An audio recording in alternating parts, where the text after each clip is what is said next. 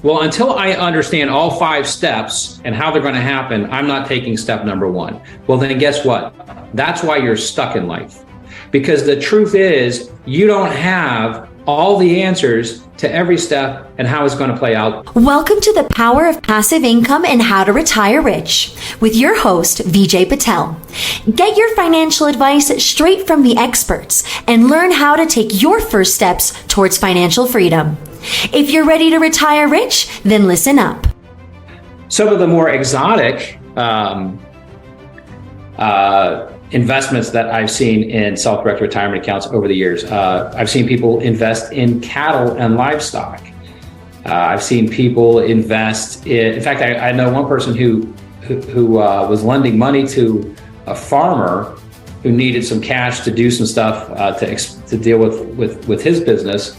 And he called me and he said, hey, he says, this farmer wants to borrow some money from me. It's pretty good terms. I like the deal, but I'd really like to secure my money because I want to know, right, that I can get my money back. And I said, well, what kind of farm is it? And he said, well, it's a dairy farm. And I said, really? He says, yeah, but see, I said, so why don't you secure it? Because he says, well, you know how the farmers are, right? Their equipment is leased. The land is mortgaged. Like there's I don't know that there's any security there. And I said, well, you said it's a dairy farm. I said, what about the cows? I said, do cows have like serial numbers or social security numbers or something? He says, well, let me find out. So he comes back and he says, yes, as a matter of fact, they do have numbers, right? They're tagged, they have numbers. And in fact, trading cattle is a big business, it turns out, right? So it's amazing what you learn, right, going through life. And so I said, pick out the head of cattle you want, get the numbers, and secure your money with that. And I said, then you can always trade or sell those cattle if he defaults on the note, right? Yeah. So he that's like a direction that he actually went. So all kinds of like cool stuff that you can kind of do. One of the other interesting things is bull semen. I've seen that's pretty exotic type of thing, but and that's true with horses too, right? I mean, there's in that whole world of husbandry, which is what it's referred to. There's all kinds of ways that people make all kinds of money. I mean, the world is such a fascinating place when you get down to it and see all the creative, cool things that people come up with. So yeah, I've seen all kinds of things. More commonly, recently, I've seen 2 big interests in physical precious metals, right? People are worried about inflation. And so people will sometimes hedge inflation by buying gold and silver and palladium and those types of assets. I've seen people, like, obviously, as we all know, in the last several years, there's been a huge interest in cryptocurrencies. And so those are things that can be done under certain circumstances. So, yeah, I mean, I say this is that you're generally only limited by your own creativity when it comes to investing, because there are so few things that are, quote, prohibited.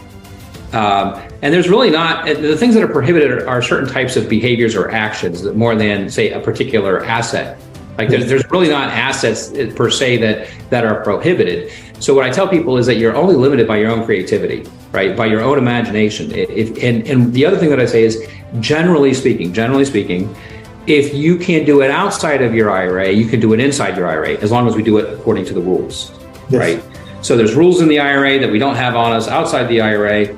But generally speaking, if you're doing something really cool and creative outside of a retirement account, you can do that inside your retirement account and take advantage of all the benefits that retirement accounts offer. Yep. No, so I think every 6 months or a year, I come across somebody unique, and that just strikes you in a core, right? So I'm right now, I'm looking for some land to build a resort in Texas, right?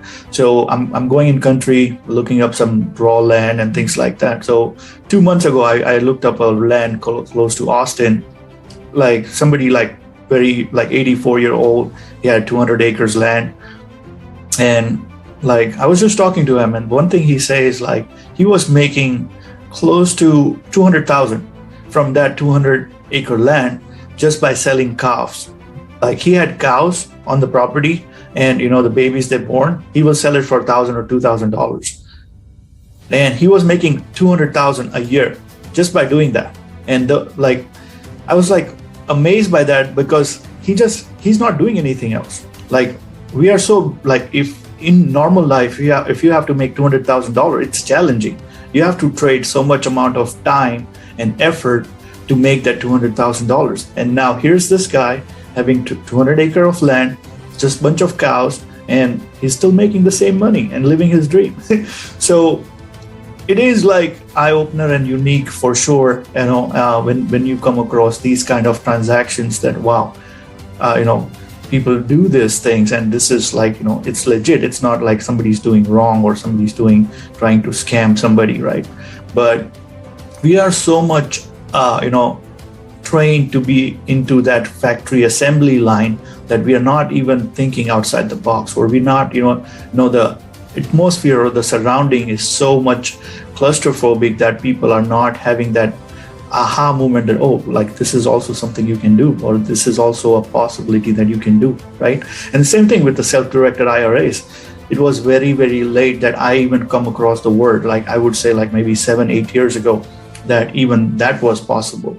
I found out before that. I was also trading stocks and mutual funds, because that's the only thing you can do if you have Fidelity account, right? Yeah. So those kind of things. But so moving on to the next question is, what we learn is a mistake that, especially like in your segment, is what are the no's or mistakes that you want to pass on, that, okay, if you are dealing with self-directed IRAs or anything similar to this, don't do this, or just be careful of these things. Yeah, so it's interesting. The biggest mistakes, and I'll say there's two, and I put them mainly on the front end. So the biggest mistake that I see people make, now this is also kind of a general principle thing, right? So I've talked to people where, they hear about self-directing, they've got money in a retirement account, they have enough experience with the cycles of the market, right? Because by the time we're 40s and 50s, right, we've been there, done that, we know how it works. And unless you do something different, you're not going to get a different result. Yes. And most people who have company-sponsored plans and have all their money in those 5 or 10 mutual fund options are not set up to retire, right? Which is why people keep working later and later in life. So they already have their own first-hand experience that's not going to get them where they want to go. So they start looking for alternatives. They find out about self-directing. They say, man, this looks like a solution. But the challenge that they have is, and some of the ways that I'll hear this show up, I hear it different ways, but one of the ways that I hear it show up is they'll say, well, you know what? Yeah, I've got a retirement account, I got money in a retirement account, but I don't know what I'm going to do yet. So once I find my first investment, then I'm going to get everything set up. That's the biggest mistake. And here's why. Life doesn't work that way. If, let's say, something you want to do, there's 5 steps involved. What the person's basically saying to me is, well, until I understand all 5 steps and how they're going to happen, I'm not taking step number 1. Well, then guess what? That's why you're stuck in life. Because the truth is, you don't have all the answers to every step and how it's going to play out. You're never going to have it. So if you're waiting for that, you're going to wait till the day you die. And you're still going to be waiting. Because the reality is that you can know step number 1, you might know step number 2, and you might have an idea of step number 3, but beyond 3, you don't have any clue, honestly. Let's just be honest about that. Yeah. And so the only way to come up with the answer to step number 4 is to get to step number 3. And when you get to step number 3, step number 4 appears, typically. But if you're not willing to take step number 3, you don't get the answer to step number 4. That's how life works. So the biggest mistake I see people make when it comes to self-directing is that they don't do it because they feel like they have to have something that they're not familiar with all figured out before they take step number 1. They're never going to figure it all out, right? So that is true in different areas of life, right? If somebody's stuck on this idea that they got to figure out everything from beginning to end before they take step number 1, you're going to be stuck your whole life, period. Like, that's the way it is. So that's mistake number 1. Mistake number 2 is that, and it's funny, it's easily correctable. But people say, okay, I've got my account set up, I've got money in my account, now I want to go buy a house or something in my account. And they're like, okay, how do I do that? And so right? Because there's rules around it, and they'll go out and they'll put in place a purchase contract, and they'll put their name on the purchase contract, and they're like, okay, now how do I use my IRA money? It's like, no. That's not the way it works, right? You're not buying the property. Your retirement account is buying the property. The name on the purchase contract is Specialized Trust Company, FBO, for the benefit of, right? VJ's IRA and the account number. That's the purchaser.